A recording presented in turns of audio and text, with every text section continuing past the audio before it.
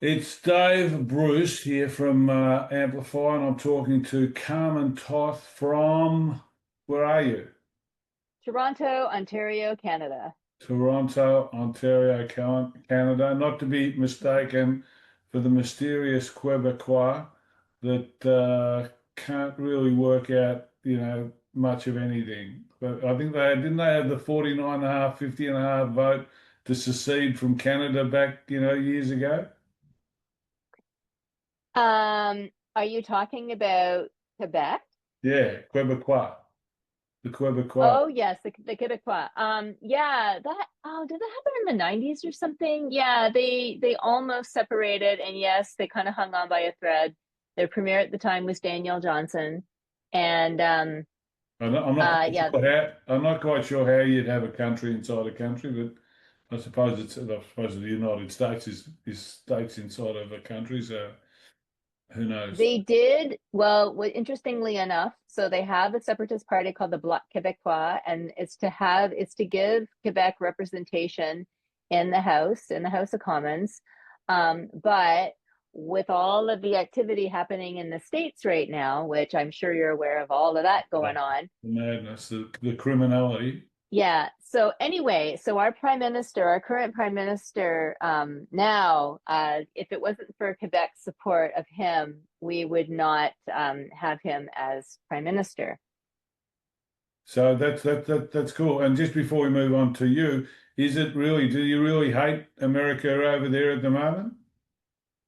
No, no, not at all. No, no, I don't hate Americans at all. I don't care for their leader, but I love Americans. I really I hope they work it out.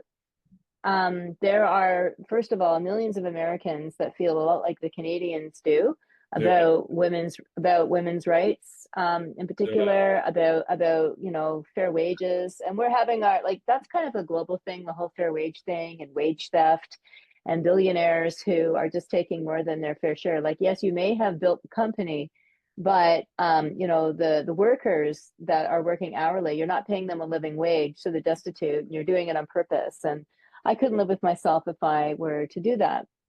So yeah, That's a yeah, interest.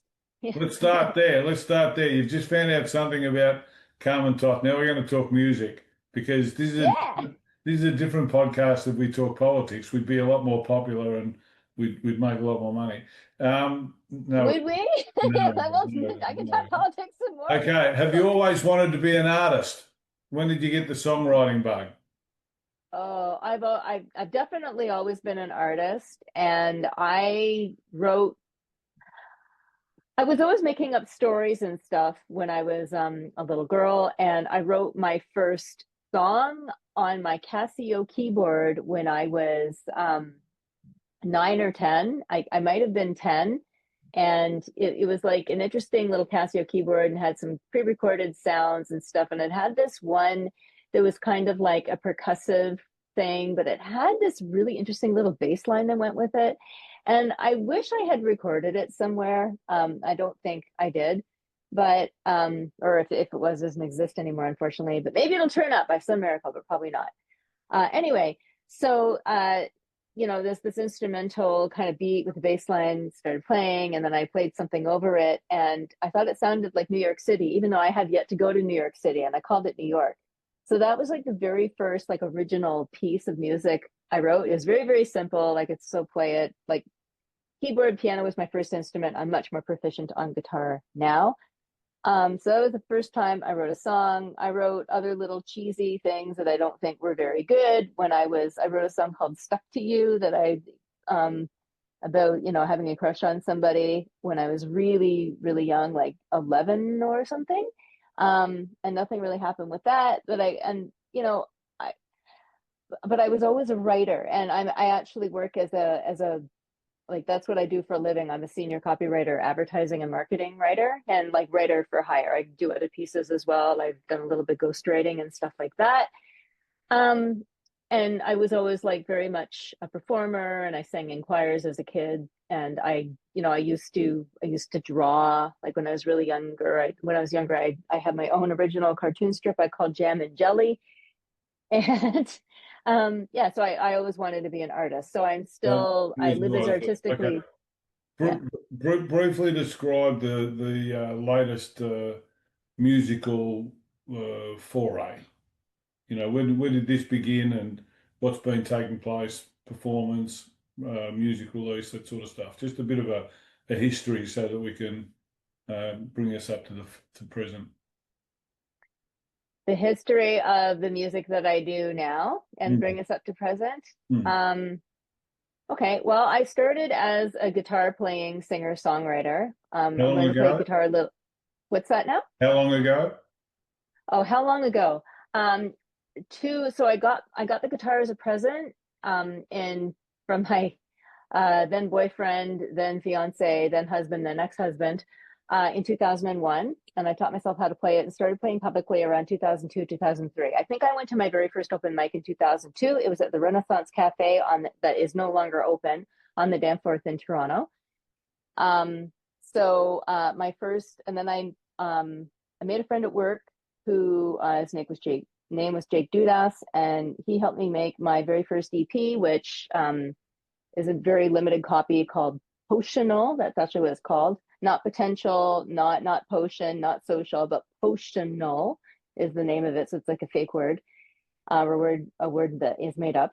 And it's got 4 songs on it. And that I did that in 2004. So I pressed like just a limited run of copies, and then after that, I played in a duo with my husband for a little while, and we called ourselves Social Potion. He was on drums, and I was on guitar and keyboard, and sometimes he would play guitar and keyboard as well. We were both kind of like novice musicians. Like he learned with me, so that was a really interesting journey to go on. And then my marriage imploded for a variety of reasons, and then I started to take my music very seriously, and I did a Christmas single, which was fueled by the fact the song is called "This Christmas I'm Giving You Love," and I wrote that in 2014 because I didn't have any money because I was paying my divorce lawyer, and I had no money for presents for my family at holiday season, Christmas time. My family celebrates Christmas, and so I released a song called "This Christmas I'm Giving You Love." It's very it's out there. You can go listen to it. It's nice. It's acoustic, singer-songwriter, gentle lullaby y. And then in 2018 I worked with, if you know Canadian music, you would know this name, Derek Downham. I did, I mean, do you know Derek Downham? He works with a lot of people and he does his own material as well. Anyway, so I worked with Derek Dunham on my EP called Safety Net, and released that in 2018. And I started to, I was playing like some residencies, and like I hosted an open mic. I had another little residency where I played a show, I think once a month or once every 2 weeks, something like that, like just in the city. I've just been very steadily building this side hustle of music while I have continued my career in advertising. Um, and I also do a little voiceover work, and I also read tarot cards. Those are the things I do professionally, but the music and the writing are the big things. So that brings us up until now. So then more recently in 2019, I started to do a live stream show. I called it the Way Too Early Show because I could never start it on time, even though it wasn't in the afternoon. And it was just a show of me playing acoustically covers and my own songs. And sometimes I would have guest stars, or guest like fellow musicians. And so through that, because for a little while Facebook was being kind to musicians in the algorithm because Facebook Live was new and they favored it to go in people's feeds. So I actually did pretty well for people discovering me that way. And that is how Joel Lawson found me. And he is still playing in a band called The Discarded. It's a band that he plays in with his 2 sons named Jared and Caden. And they're very, very cool. You should check them out. And they were doing a project called The Get-Goes, which was a concept album, which involved making a movie, an animated movie, and also singing harmony to all of the songs on the soundtrack of the album. So because I do voice work, and like, he kind of discovered me through Facebook and the things I was doing, and he saw one of my live streams and saw me harmonizing with my guest star, and he's like, oh yeah, no, so he reached out to me in November 2019. That was before the world got really interesting, right? So, we figured out the harmony parts. We did some time in studio at Green Door Studios, run by John Critchley, most known for being in the Canadian band 13 Engines back in the 90s. And he's also worked with Dan Magan, and he's a Juno Award winner, as is Derek Downham. Anyway, so we managed to finish the project at get-goes. We had to be a little creative to finish it up and be safe and keep our social distancing bubbles, all that kind of stuff. Mostly because I live alone and because I was able to work remotely, being a writer, and knowing how to use Zoom and all that. We managed to finish the get-goes movie and soundtrack on all the things and recording sessions involved with that. And then Joel made me a very interesting offer. So he had a friend named Drew Atkins, who he's a bass player and plays some other instruments as well. And he has a studio in the back. Like he's done well for himself. He's actually a millionaire because he developed some rare software or something and built a company around that. I don't understand what he does, but that doesn't. He's a very good bass player, excellent bass player. So anyway, we first Joel and I met to figure out what songs were going to be going on this album. So he offered to help me make an album.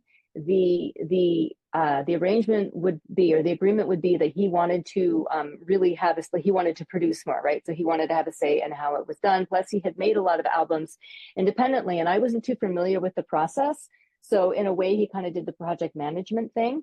Like me, he also has a day gig. He's a weekend warrior, like side hustle. When was this album? When was this album? When was this album? So the album that we're meeting about today, which is called Fix the World, started in 2020. And when did it come out?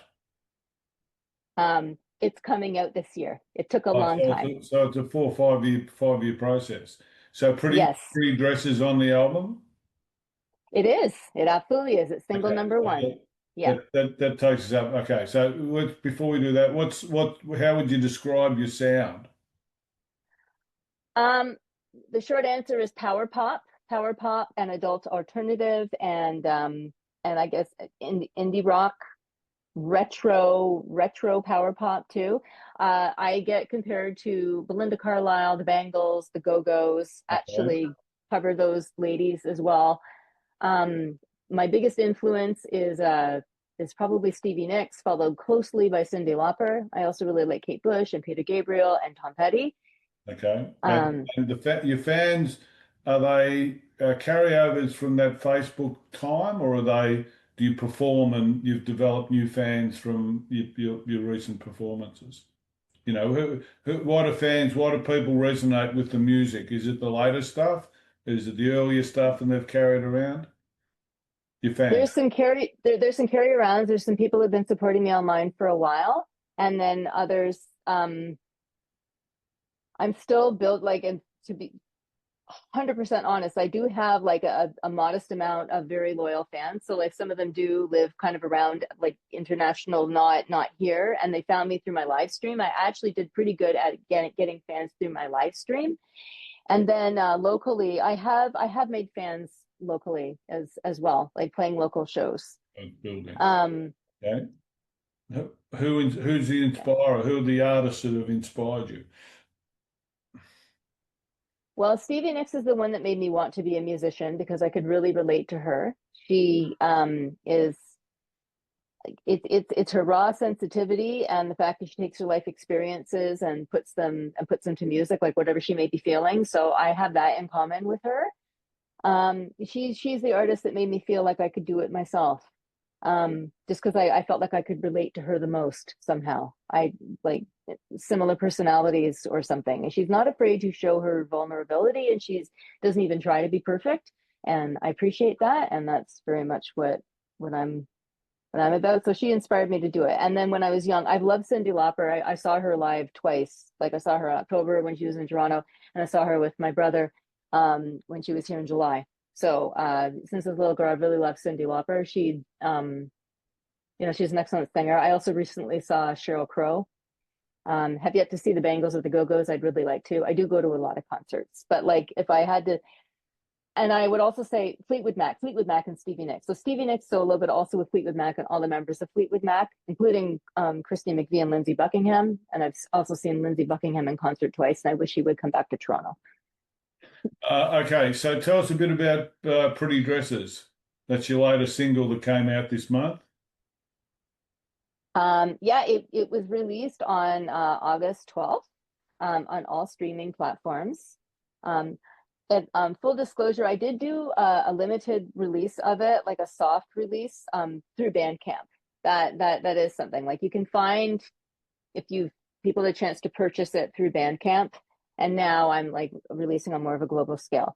Um, so Pretty Dresses, I wrote that all the way back in 2013, and I actually wrote it shortly before I was supposed to go live on the air on a university radio station, CIUT, which is University of Toronto's radio station.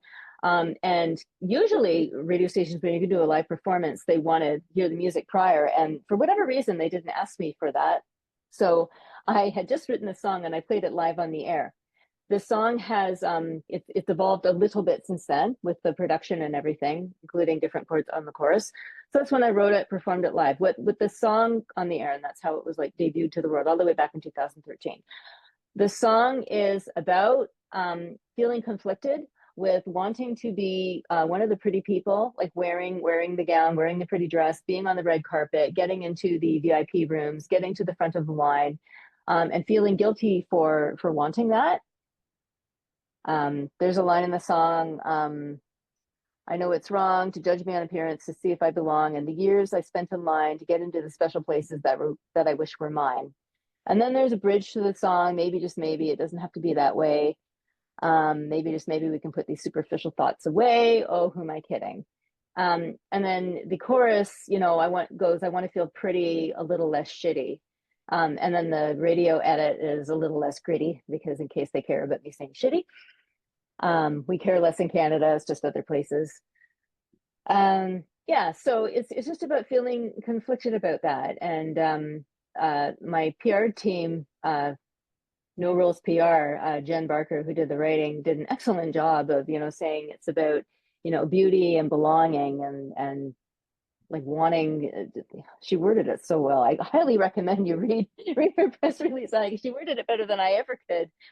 But it's just about, I wrestled with self-esteem. I wrestled with it and in high, like, body dysmorphia and just like hating how I looked and being teased for whatever clothes, how I look, whatever. So it's just all of that coming out in kind of a happy sounding poppy song. Cool. So you've got the album coming out when? The whole album is going to be out October 7th. Oh, Yeah. okay. So we've waited 5 years. That's going to come out in October. That's pretty cool. Yeah. Performance, where are you performing at the moment? Well, my next performance is actually tomorrow, and I'm actually playing as a guest singer with a cover band called the 17th Fret. I am working on booking a fall show to celebrate the worldwide release of the album with my band. That's having a full-time gig and managing yourself is a challenge. So I actually have a little vacation coming up, and a lot of that vacation is going to be all the things associated with the release of this album, including getting a show booked. I do have a rehearsal with my band booked for August 28th. And it's been a bit since we got together and rehearsed because we're all like, with work and with our other projects and such. Joel, my drummer and producer, he does shows with his band, The Discarded, but he's also playing with a couple of other bands. One of them is called Kids, which is a resurrected band from when he was in high school, and he reunited with them and got them all organized and playing again. So it's KIDZ, Kids. And then the other band is called Prior Convictions. And I believe the single they're pushing is called Perry Boys. And that's an original song, and it's punk rock, and it's quite good. And then on Sunday, I'm actually doing harmony vocals for the Discarded's next album, which is yet untitled. Okay. So yeah. Any tours? I really wish. Too hard with what? Yeah, I really wish, but one thing I am going to do next year is apply for the Via Rail Artist on Board tour again, which would take me across Canada in a train. I did do that in 2018, and it took me to Halifax and Montreal. So I went east, and then what I'm going How to many do, performances? How many how times many do you perform? perform on the train? Oh, so the way that it works, have you heard of the Rail Artists on Board? It's a thing unique to Canada. It's actually pretty cool. So the applications are closed for this year. They shut it down for the whole COVID shut, like it was shut down for a while because of COVID. And it's back up. You play 3 45-minute sets, one in the morning, one in the middle of the day, and one in the early evening, like at the meals, basically. Or it's always in a car where people like it's where people come to like hang out together. It's always in like a common area, Like I a guess. piano bar type arrangement. People are talking and you're performing, or they're just there for your performance. Oh, they might talk quietly, but they tend to listen because it's acoustic only. You can't bring any amplification. It's actually just you and acoustic instruments. So they only book solo artists and duo artists. It's always acoustic, no amplification. And how And they're long really does the tour last? Or how long does the train trip last? so it lasts as long as it takes to get there. And because I went east, so the west trip is longer. It's like 5 days to go all the way to Vancouver from if you leave from Toronto. So for me, I think it was, I think it was 2 or 3 days. I think it was 2 days. I think it was 2 days of to get there and back. It was interesting because I stopped because you can also choose when you stop and get back on, right? So we went to Halifax. I stayed in Halifax, had booked shows in Halifax and played those. I learned the hard way. It's not really a good idea. That I also had every artist like has vocal trouble on their first tour if they don't know if they no one warns them. So every artist listening, before you book your first tour, don't play 3 45-minute sets on a train and then go do another show with two more 45-minute sets. And then the next night, you have to rest your voice. Don't do what I did and go meet up with old friends at a karaoke bar. Don't, not a good idea. That's what I did. So I learned what vocal fatigue was. And then when I was in Montreal, I had to be very conservative and I couldn't go to any of the parties I was invited to. Well, I guess I could have, but I wouldn't have been able to have any of the things they were enjoying. I had to like get rest and rest my voice so I could do the train ride back. Okay. If Yeah. you could perform with any music artist, alive or dead, who would you choose and why? Um, Sounds like it's probably going to Steve, be Stevie. probably Stevie Nicks. Yeah, Stevie Nicks. Followed closely. I mean, if she wasn't available, Lindsey Buckingham next. Christine McVie, she passed recently. Would love to perform with her. So yeah, Fleetwood Mac, the band would be sweet. And then after that, it would be lovely to sing with Cyndi Lauper. She's actually an excellent collaborator. So is Stevie Nicks. They both are. They have a lot of like duets they've done with various people that are all excellent. Okay. Yeah. What are the long-term aspirations still? So the long-term aspirations is I would love for my music to become more of a sustainable venture. I'm going to make music no matter what. I'm going to continue at it because I love it and it feeds my soul. So I am going to we're already like planning what's going to be on my next EP or album. I think we can come up with, a good number of songs again. Like I have a back catalog of original songs. Joel has songs. So I'm going to keep playing with my band, with the Carmen Toth band, which is Drew Atkins on bass and Joel Wasson on drums. And then I would love to get a dedicated lead guitarist. That would be nice. I've been hiring people. I'm also going to continue to up my covers game because that's how you get paid and get out there and get your name out there. At least local, at least in Toronto, that's how it works. If you want to be paid, you have to play things people know. But it's also what I find. It helps with my writing to learn other people's songs, and it helps with my skill set too. Like if I want to get better, I learn a cover. I was recently challenged. I opened for a cover band called the 1985, and they asked me to put together an acoustic set of 80s covers. And I already had some of my catalog, but it encouraged me to add more, and it was great because I named Bangles as an influence, and I didn't really cover any of their songs, but I get people say I sound like them, and I agree. I actually agree that my voice can sound a bit like Susanna Hoffs.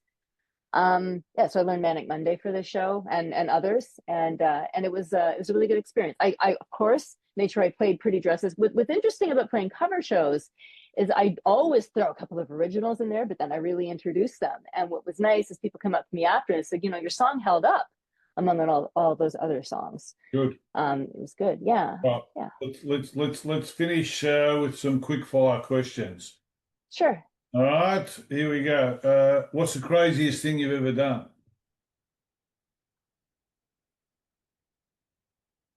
You don't have to answer because sometimes it can be pretty too crazy. No, I'm actually trying to. I know some of the dumbest things I've ever done. I'm trying to think of what the craziest thing I've ever done might be. Oh, well, when I met Peter Gabriel, I just told him I love you. Oh, you would, That's you would, you would. yeah, yeah, that's more embarrassing and funny. Um, the craziest thing I've ever done. Well, you know, release an album to the world at age 50. That's kind of a and do it on what I'm like the most I put my own money behind this. I put a lot of my time behind this. Like this is I've been doing this for over like 20 something years. What's the exact math? It's probably getting up on 20 23 years or something like that I've been at this, right? So I you know and okay yeah, I'm not giving you a very direct answer. This is supposed to be a quick fire question. No, no, no. I I think if we had a different, I'm a conscious guy, or I like to think that I'm a conscious guy in my old age, and yeah, I do a lot of. I'm going to start a podcast about it and all that sort of stuff. Yeah, things about detachment and no need and all that sort of gear. And mm-hmm. you have you come across with a very you just talk, and it's like you say it's like it's just coming. It sort of doesn't stop. It just keeps on coming, and which is not. There's nothing wrong with that. It's not a judgment to say it's bad or good or anything like that. It's just different. Uh, Oh, okay. so it's busy, I suppose. So Yeah. you're probably busy. You're probably Yes. busy working stuff out and all that sort of gear. And I keep on thinking to myself that, at some stage you've got to like meditation's a very important thing because you've got to detach, you've got to stop. And Yeah. in my view, you've got to drop the need for anything. You've got to nothing matters really. The only thing that Okay. matters is what you're doing in that moment because that's the only thing that exists. And we all live in our minds and we're going somewhere and we're creating something and we're making a choice about something, we're making a decision about stuff. And so, yeah, it's just busy. Here I am talking. What am I doing talking? You're the one that should be talking. No, So no, that's wise. Hey, you know, I I think appreciate I that. think I think I think to some degree, uh, and I don't know you at all, so take this as it comes, sort of thing. But Okay. yeah, you seem to be smart. So Thank you very much. brains isn't the issue. Um, you know, just just stop and Okay. but keep doing, keep creating Yeah. in the moment rather than Right. wondering about where it's going or what it's doing or whatever. And Okay. it'll all come together because you obviously love the performance. You come across and talk about the performance, and I can feel that you actually do love what you're doing. But it sounds busy. That's all. It sounds pretty busy. Yeah. The other thing I meant to mention for aspirations is I would love to get my music into film, you know, like syncing placements. That's where that and touring is where the money is. Yeah. If I did get an offer to tour, technically I work for myself. I'm on a full-time contract now, and I've been on the full-time contract for a while, and that has enabled me to fund my art, right? So, you know, I don't have children. I don't own a home or a car. Like that's I where, you know, tour. I tour. I would you know? Okay, yeah. I'd quit. Yeah, How old did you say you were? 50? yeah. I know. Oh, I'm aware. I'd, That's I'd quit. I'd put something on my back. I'd probably go to Hmm. Europe and I'd probably Yeah. perform, and I'd probably pick up a whole range of new fans, Yeah. and I'd just have different experiences, and you'd collaborate with different artists over there. You'd Hmm. probably find a producer.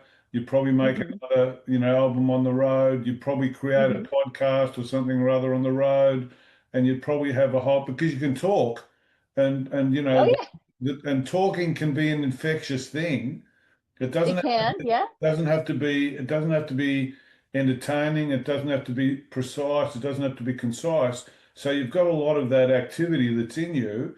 And I'd just say that if you could take away all the needs, all the things about paying bills and going to work and, not touring because you've got commitments and all that sort of stuff, you'd probably go off there and your music would become, uh, uh, you know, that's just a feeling. That's just a feeling that I have anyway.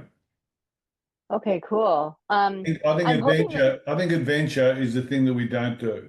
We get caught up in a conformist sort of process, and so Mhm. not because we mean to, it's just because we've lived this conformist life all the time, and we've had all this bullshit that keeps on coming in from outside that we keep on conforming to, especially social media and stuff like that. We want more followers, or we want this, or that was successful, it wasn't, this is good and it's not, and all this sort of stuff. And so we keep on trying to find a better place through all that conformity. And there is no fucking better place. It's just today. And so just keep on moving today, wherever you go, and lie on your back in the river and let it take you wherever it takes you. It's a bit of a Taoist sort of process, and then wherever you end up, that's the adventure.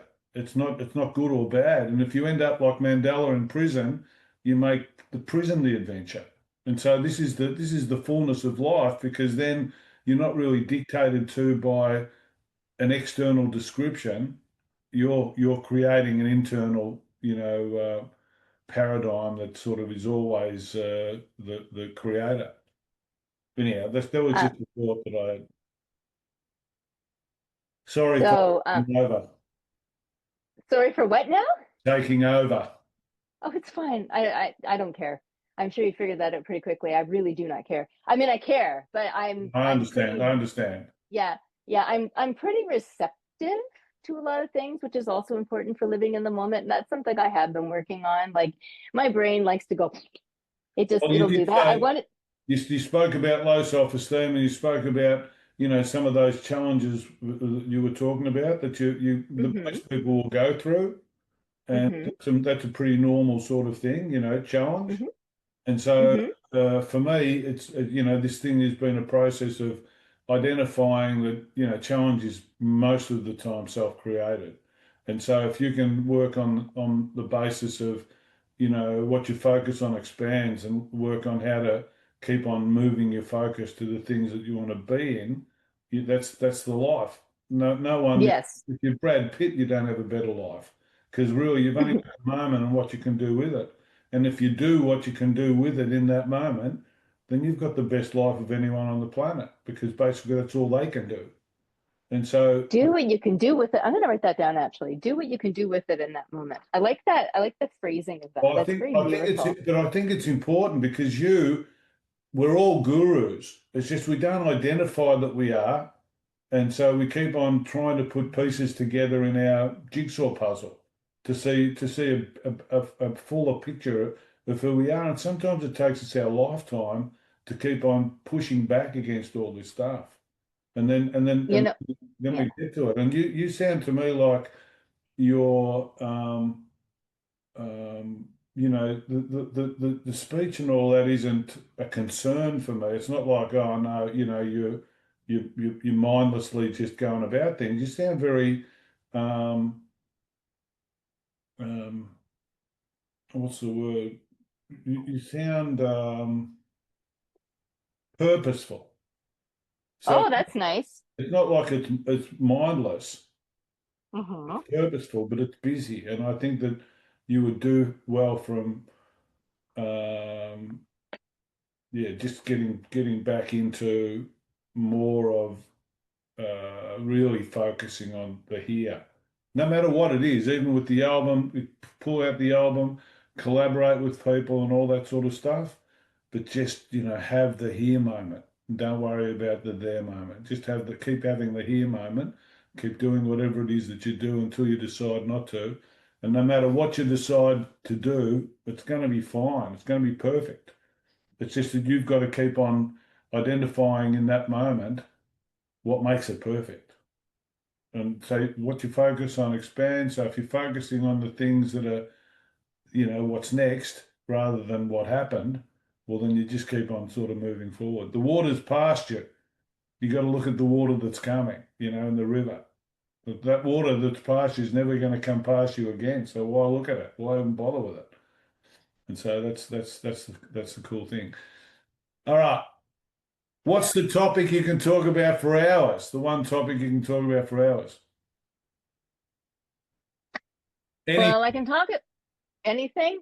no, Besides music, I can talk about music for a long time, but I can also talk a lot about spirituality and the tarot because I read tarot cards. that's excellent. Um, I love that. yeah, yeah. And like I can talk about astrology too. Like I started reading palms when I was 15. It was kind of a fluke. I didn't know I could. I was at a party and it was actually a work party, like with a bunch of older ladies there. It was like my part-time job. I used to work in a deli in a supermarket. I worked there for 10 years, put me through school. I think Post that's the secondary. vehicle, though. I think that's the vehicle, tarot, because part of what I was talking to you about is getting back to the here and now and who you are and where you are in the moment. Hmm. And I think that Hmm. in that process, you're like a medium. We're all mediums once we Oh yes. once we allow ourselves to be that. So the cards is your form of having source come through you to Yes. use your skill to pass that across to whoever it is that you're with. And that Hmm. is where I'm suggesting that you live Hmm. in that source process of allowing what you know, not here, but here, Hmm. body Hmm. wise, and then just trusting that. And that because I love that sort of stuff because um, how do we know anything? It just happens and we've got to try and not work it out. We've got to try and observe it rather than analyze it. And so, that's what I think your tarot and all your reading is. It's observing what's there rather than trying to understand why it's there. And so you're passing across what you're seeing, not what you know. You don't know the past of the person necessarily. You're just telling them what you see and what you feel from what you've experienced. So I think that's pretty cool. I'd love, yeah, I think that'd be really cool. The album cover for Fix the World is actually so it's my version of the World Tarot card, and I actually had the illustrator who also his name is Peter Gwendon. His company is Hotsy Totsy Productions. He is the one. I don't know if you've seen the official music video for Pretty Dresses, but it's animated. I Okay, think well I have. he I think I have, but I see a million every week. But I think I did yeah, see no it. problem. Yeah, so it's animated. He did it himself, like animated and illustrated. So he also illustrated the illust my the cover artwork. It's been a long day. The cover artwork for Fix the World, like based on the world card. So the image is like me in the middle holding a couple, like she holds batons. I don't know if you're familiar with the tarot and what the world card looks like. Yeah. But instead of holding batons, I'm holding a couple drumsticks, even though I don't play drums, but two drumsticks. And then I've got an acoustic guitar and an electric guitar, kind of like there's four things around. It's basically the world card is a woman in a wreath, and then she's got like symbolic things around her. So in my case, I have the acoustic guitar, the electric guitar, and then in the on the top two corners, I actually have angel versions of my two cats who have since crossed the Rainbow Bridge. Their names are Snowshoe and Fritzy. So they are in there too. And it's just and so I love that I could put my love of the tarot into the album artwork. Yeah. Because yeah, it's I've done many a reading on this album, and I am at a very interesting place. I am leaving behind who I used to be. Like this is awakening who I really am. This album, it's important for me serving my purpose in the world and finding my purpose myself. And it is very cathartic and healing as well. Like that's what art does, Yeah, helps us interpret our feelings. yeah, yeah. All right. What's the one thing you like most about yourself?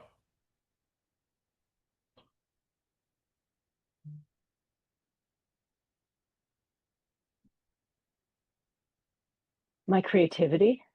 Good. Okay. That's enough. That's cool. Okay, let's finish on some favorites. They can be all time or they can be just now, so it doesn't really matter. Favorite artist, Favorite artist? Stevie Nicks. favorite album, Fleetwood Mac. Die between Tusk and Tango in the Night. The tie. Tusk was a huge album. Yeah. Unbelievable. Favorite movie, The Sixth Sense. ooh, ooh, ooh, ooh, ooh, ooh. Once you know it, you can't watch it twice though, can you? Favorite place to visit,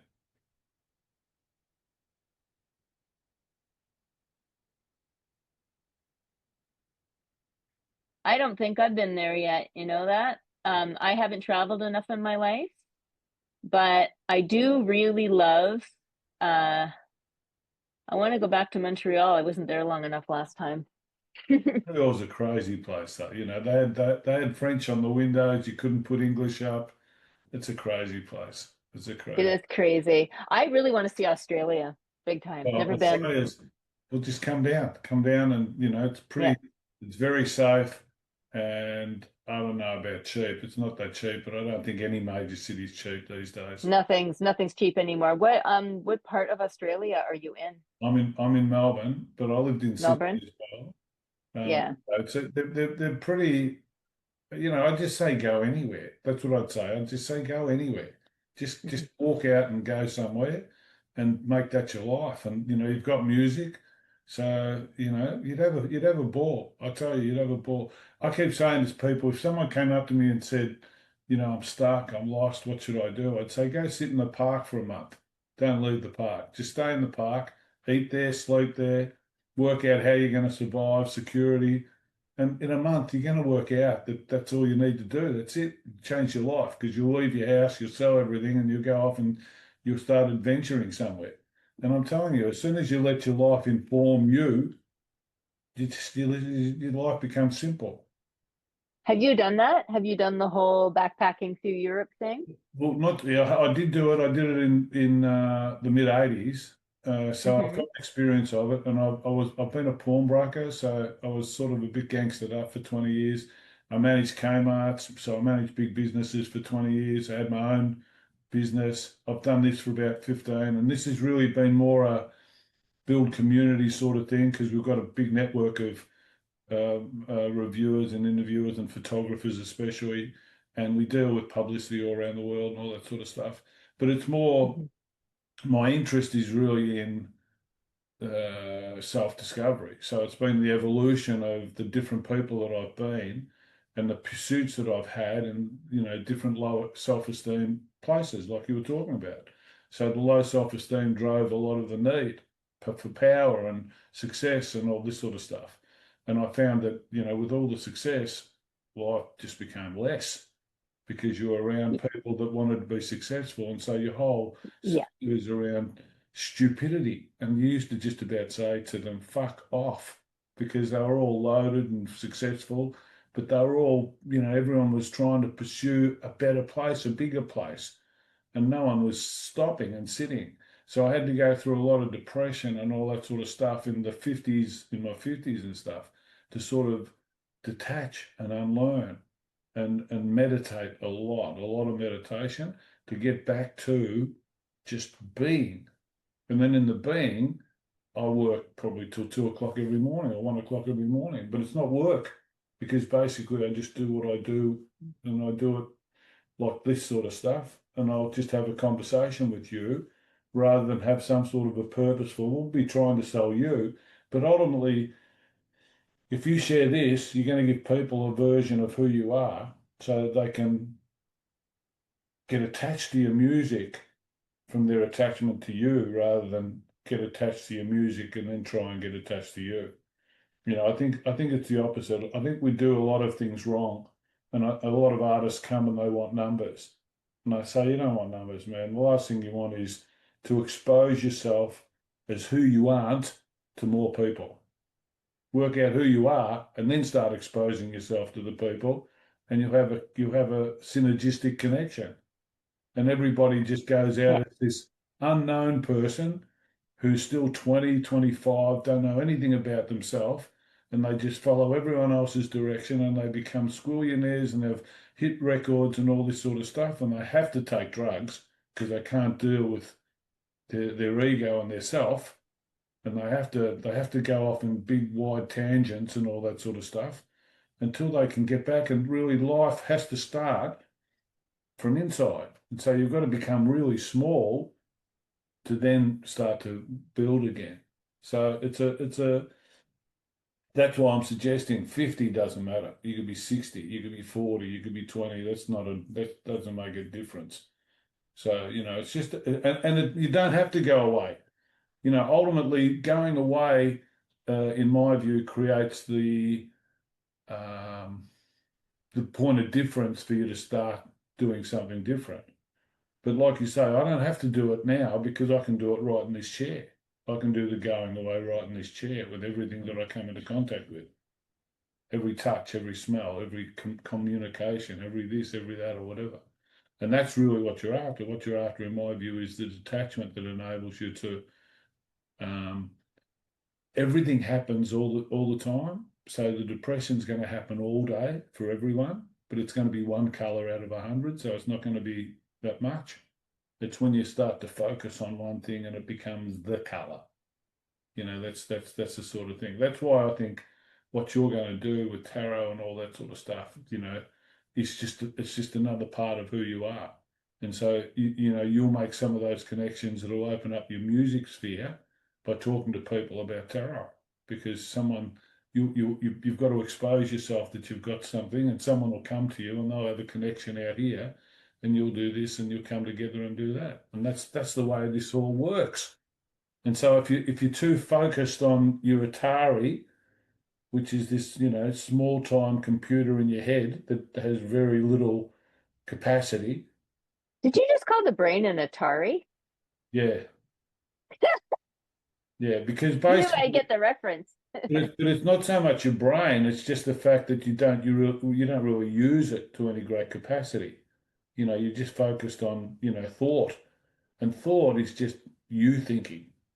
Whereas source is really once you open yourself up, and like you're talking about tarot, that's coming from everywhere, not just from Oh you, no, not we just are from we are all part of a you. bigger collective. Quantum, absolutely quantum. We are all a part of God and source, or whatever you would like to call Whatever you it. There want to is call it. Yep, I agree. energetic information everywhere. Favorite venue to play? Lounge room. Yeah, no, let me think for a minute. I just want to get the name right. Um, it's a great name too. I really enjoyed playing the Bovine Sex Club. The Bovine Sex Club. The Bovine Sex Club. There's no sex that happens there, at least not that I could see in plain sight, but that's the real name. We call it the Bovine for short too, but it's called the Bovine Sex Club. It's on Queen West. It's in Toronto. That's It's not super big, but I had a blast playing there. I really enjoyed myself. The sound was good. They did a good job with the sound, which is always very important. And so far, it's like it was one of my most fun shows. I also really enjoyed playing the Horseshoe Tavern. That was a while ago. I would love to play there again. I was playing with a different band back then. It was my music, but very different band. So I'd love to play there with my new band. Booker might remember me. That's yeah. My dream gig, the gig that I want to play, it's so funny. I would get all that you were talking about. That is what I'm working up to. I would love to, like, I'm working on living in the moment, being very present, because it's so funny. It would make me so nervous to do it, but it's what I want to do more than anything. I want to be the musical act on Saturday Night Live. That's my dream gig. Which is funny because it's such pressure to play live like that, but I don't know. I love all the performances, even if I'm not a fan of the music, I always enjoy the performances at Dispenza, it. Joe Dispenza, who's Yeah, a scientist. I don't know if you've heard of him or not. I've heard of him. I'm not like super well read on what he's, But but I feel like he, you're going to tell me. he works on the fact that you can create anything. Basically, you Hmm. create your it Yeah. doesn't you create it. So you Hmm. just work through. So if you're in unison with, mind, body, soul sort of thing, you create whatever takes place. So you can definitely play it there. Or you'll find it's like abundance. Abundance comes in all its forms. And so if you turn off to the need for money, you might get abundance in love or something or other. So it'll come to you in the form it's like script. You've got a script. You got to understand that if you're not playing the lead song on Saturday Night Live, but you're aware and you're observant, you might be playing the lead song on, Canada's new show, and Oh yeah, no, that's fine. I'm very you'll say open to to yourself, parallel. yes, you'll Yeah. say to yourself, here we go. This I is am very open to the equivalent joy, let's put it that Well, way. but that's And the point. The yeah. point is, if you get out of the way and let life take you somewhere, and you just keep Mhm. aware of the fact that you've got these things that come in that are signals, and you say that looks like, well, then you keep having an expansive sort of existence rather than one that's getting old and tired, and my body's slowing down, and I'm past it now, and I've just got to retire, and all this sort of stuff. There's no retirement. There's just continual.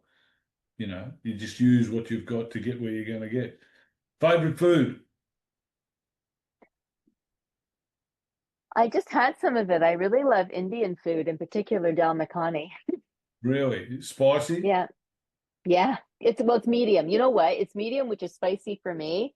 And it's like you can get hot, extra hot. I've never tried that. I tried medium hot once and I regretted it. So I'm working my way. I grew up with like a British, British blood family. I didn't have a lot of the spices in my like growing up. I just didn't grow up eating that stuff. So yeah. So now that I'm in a major city where I can get very well made Indian food, like it is like I love spicy, but yeah, it'll get to a point where if it's too hot, my nose will run, and that's not attractive. So Attractive. What's attractive? oh, I Yeah, don't know. Yeah, well, it's or it's not. It's just not. You don't want your nose to run in your food, and that's gross. they've got a Um, statement. They say I was born upside down. My nose runs and my feet smells. yeah, What a favorite yeah. drink? Favorite drink, alcoholic or non-alcoholic? You can tell me whatever your favorite is. I don't care. I love really peaty Islay Scotch. I do love that. Neat, I really enjoy a neat, good black. neat on ice. Neat mixed on ice.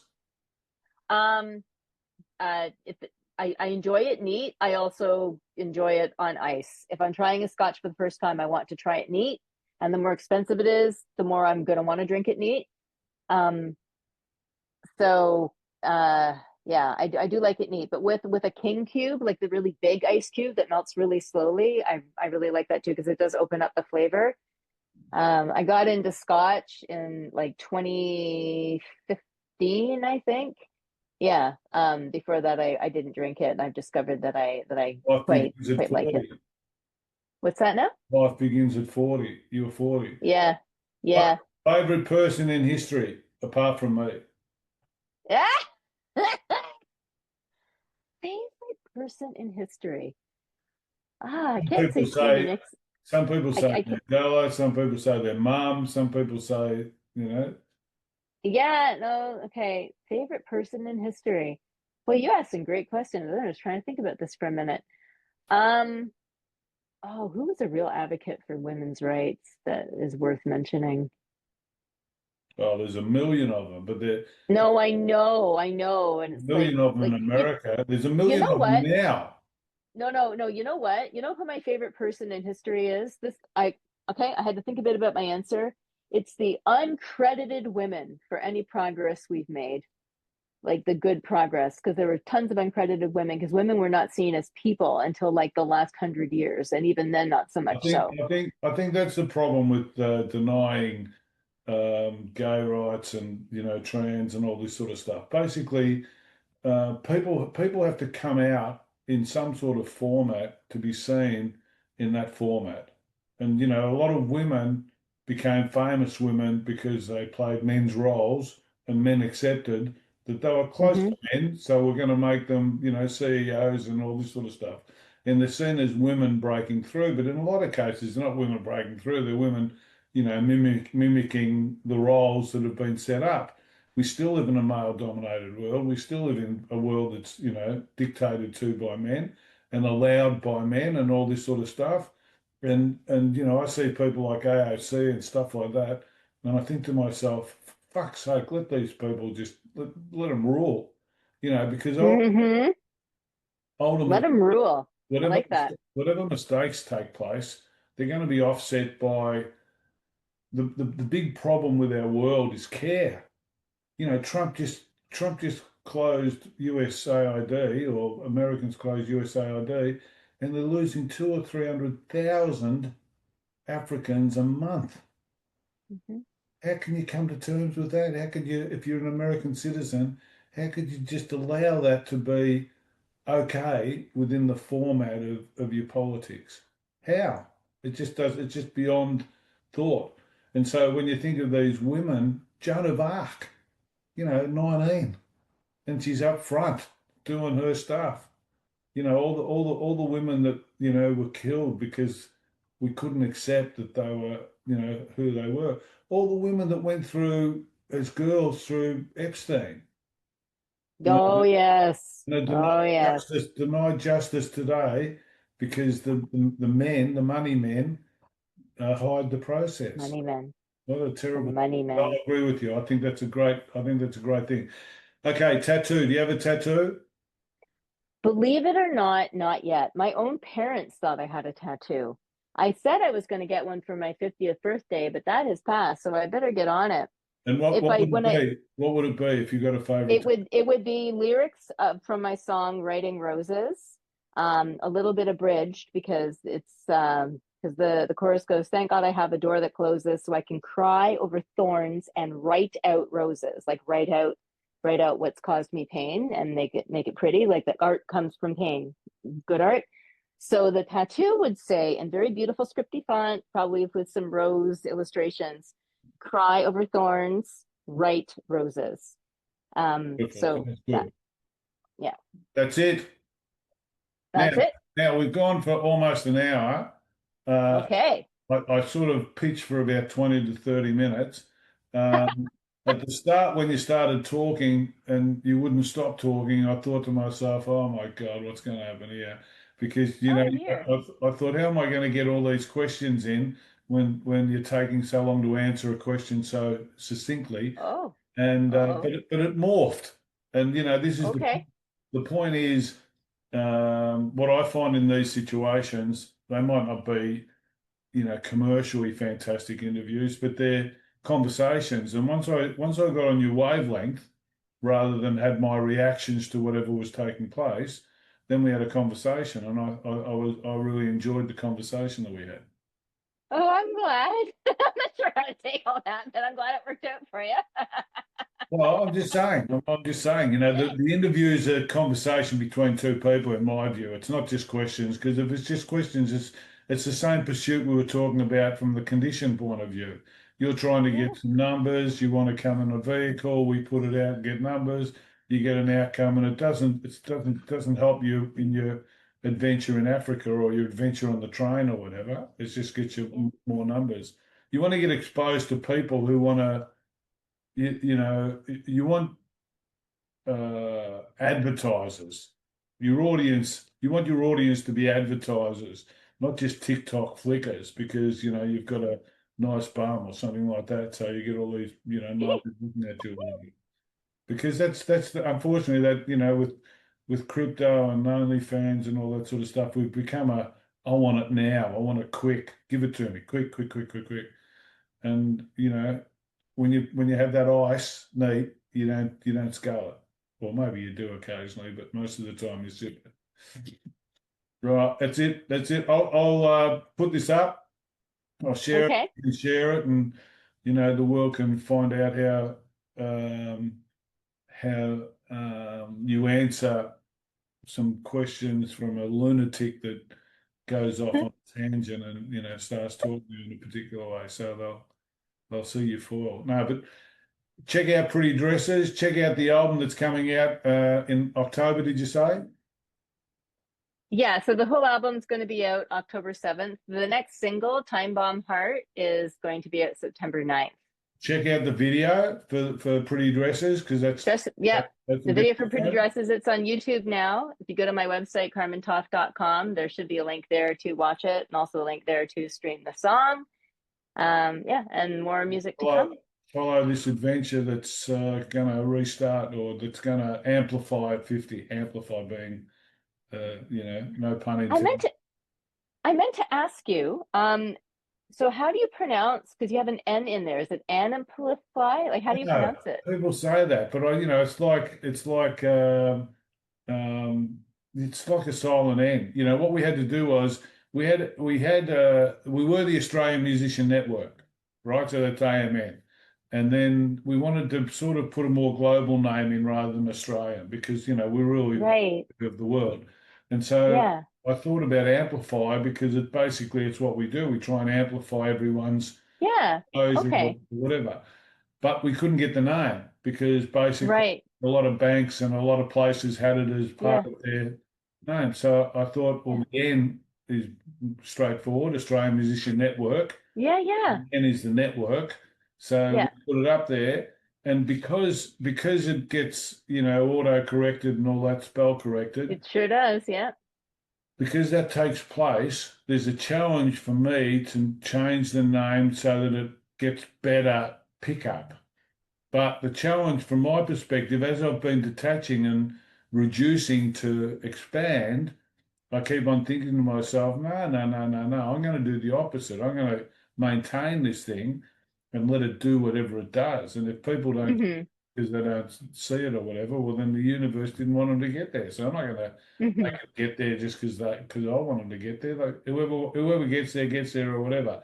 And this is part of it. Part of it, from my perspective, is when you do you, you are the center of your world. And basically, everything else doesn't really matter. It's just there because you're doing you.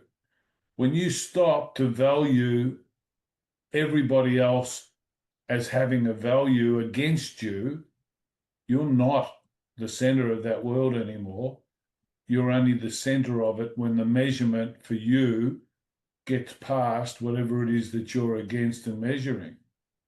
And that to me doesn't make any sense because if you want to be the center of your world, you may as well be it all the time rather than just occasionally. That's why I'm not an event guy. Events, who cares about events? That's why people say, what are you looking forward to? I'm not looking forward to anything. I'm just living the next moment. I don't care what happens because I've got to collaborate with the next moment.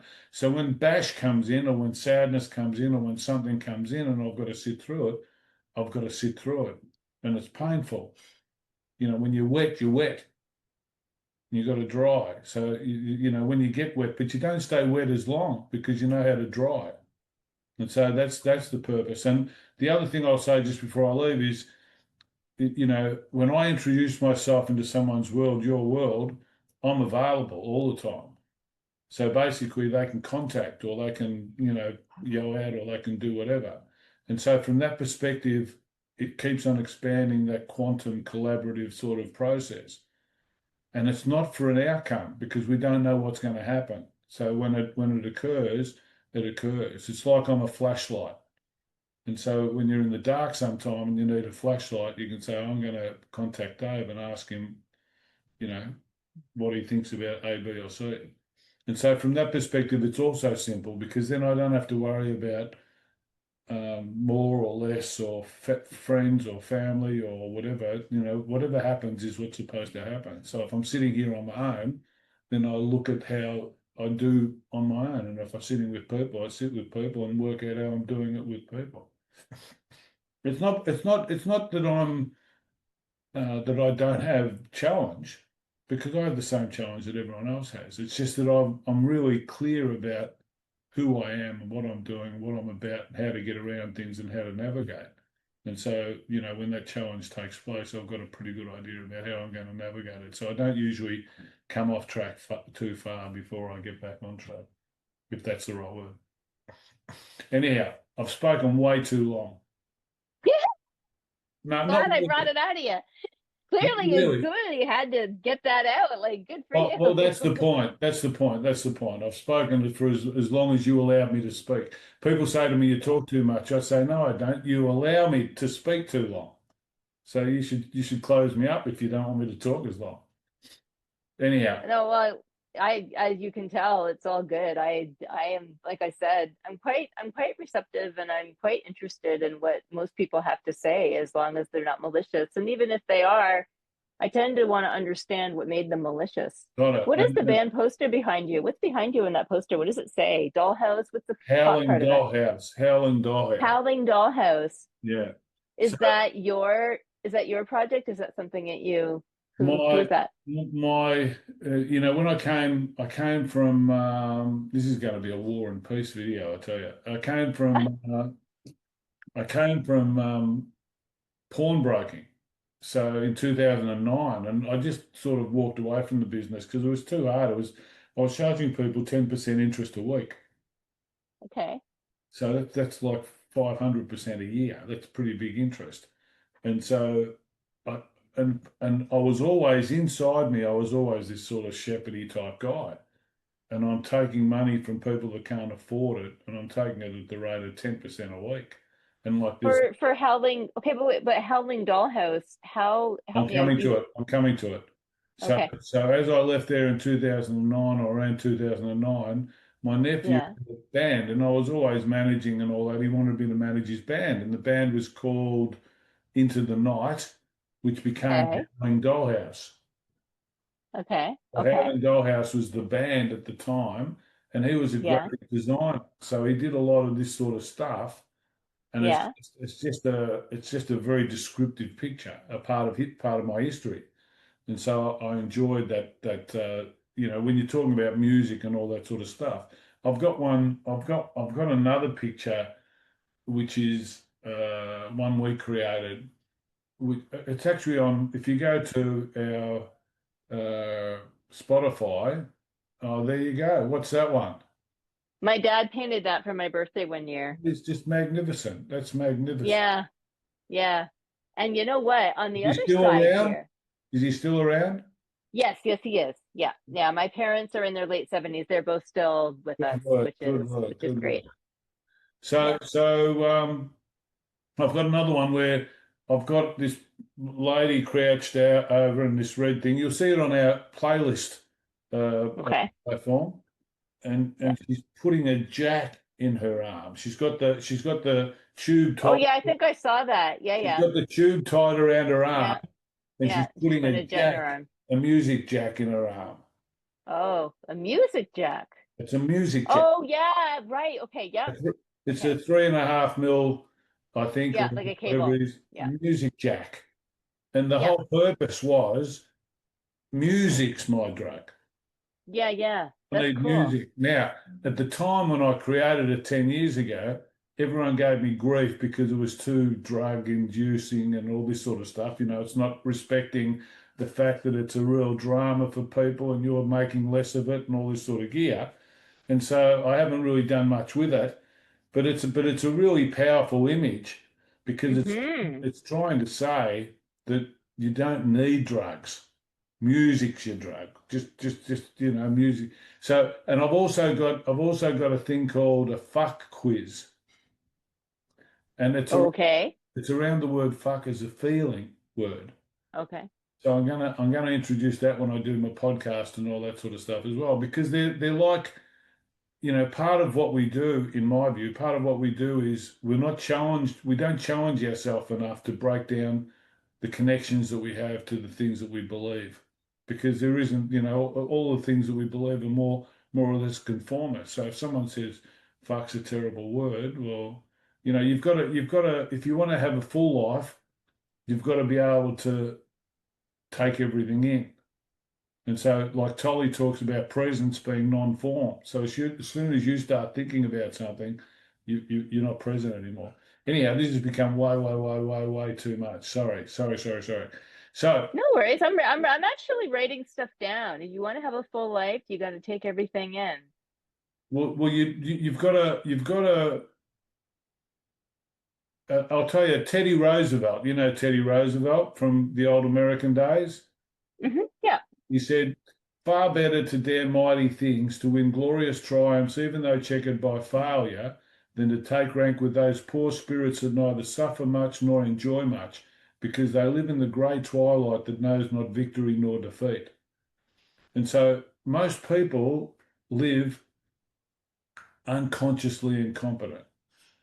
And then they start Yeah, I know exactly what you mean. And then they Yeah, start to I look. progress to consciously incompetent and they get depressed and read books and all that. Yeah. If they're lucky enough, they get to consciously competent and start practicing self-discovery.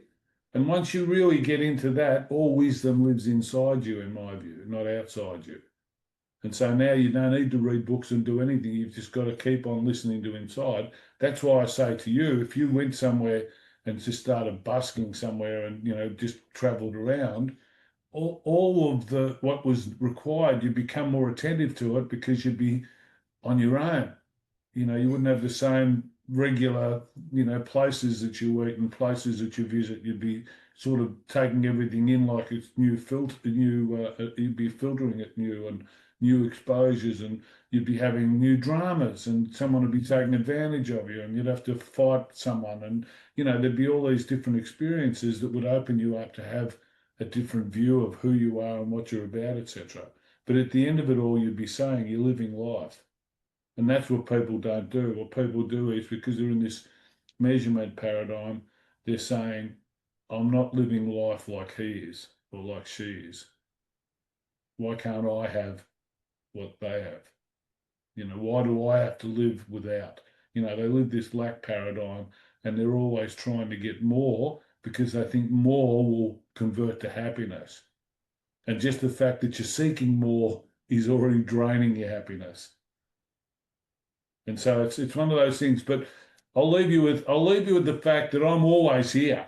So anytime you want to, and I think that that's the thing that I offer. You can just yell out and you can say whatever. You can say whatever, and I can say yes or no. So if you've got something you're promoting, you can say, "Can you help me with this?" And I can say yes or no. Whatever.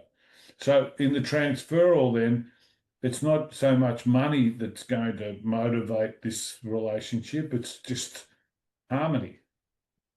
And isn't that where we live in music? Trying to Hmm.